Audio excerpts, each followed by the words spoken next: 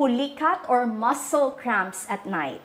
Ang pulikat ay isang biglaang masakit na parang paninikip sa iyong kalamnan. These can be caused by different things, pero ang isang posibleng dahilan po nito ay ang mataas na blood sugar.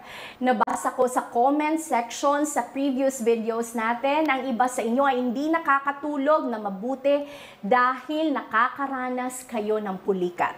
Ang isang quick, effective tip po na makakatulong sa iyo is to do calf stretch. You assume the long sitting position bago ka matulog.